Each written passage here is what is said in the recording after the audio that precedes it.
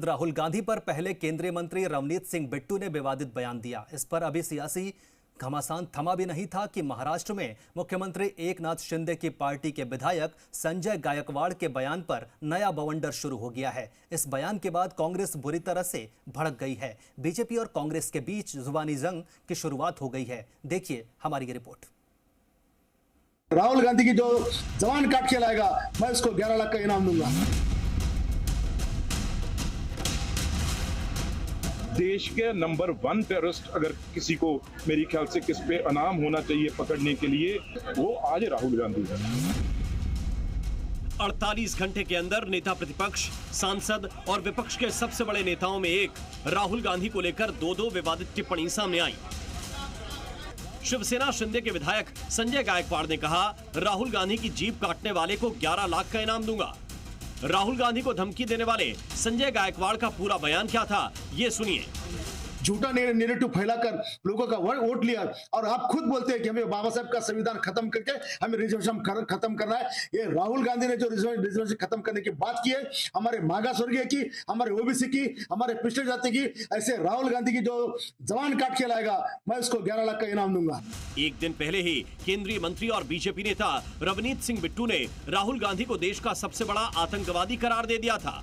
बिट्टू ने दलील दी कि राहुल गांधी ने सिखों के बीच फूट डालने की कोशिश की है, वो अलगाववादी जैसी बातें कर रहे हैं। आप ये देख लीजिए, जो देश के दुश्मन जो बारूद गोली हर टाइम मारने की कोशिश करते हैं, उड़ाने की कोशिश करते हैं, जहाजों को, ट्रेन को, रोड को, जब वो लोग राहुल गांधी की सपोर्ट में आ गए, आप अंदाजा लगा लीजिए, राहुल गांधी खुद देश के नंबर 1 टेररिस्ट अगर किसी को मेरी ख्याल से किस पे इनाम होना चाहिए पकड़ने के लिए, या देश का सबसे बड़ा दुश्मन जो जिसको लानना चाहिए एजेंसीज को।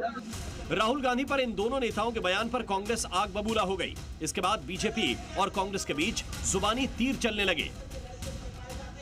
वो सत्ता की नशा में जो ये धुत है और जो अनाप शनाप बक रहे हैं, ये इनकी विकृति है, ये इनकी संस्कृति है।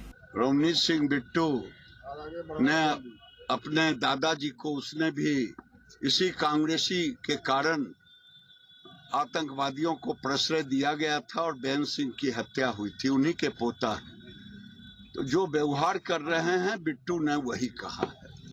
जिसकी राजनीति राहुल गांधी के आगे पीछे घूमकर चमकी, जब वो इस तरह की बातें करता है तो शर्म आती है। लेकिन असलियत ये भी है कि जब आप कांग्रेस के सगे नहीं हुए तो बीजेपी में आपके ऊपर भरोसा कौन कर रहा है? तो आप सिर के बल खड़े होकर चिल्लर पार्टी की तरह चिल्लाएंगे, इस तरह के बेतुके बयान देंगे। दरअसल राहुल गांधी ने अमेरिका यात्रा के दौरान 2 बातें कही थी।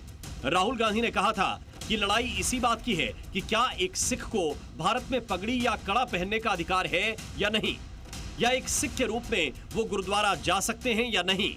आरएसएस कुछ धर्मों, भाषाओं और समुदायों को अन्य की तुलना में कमतर मानता है।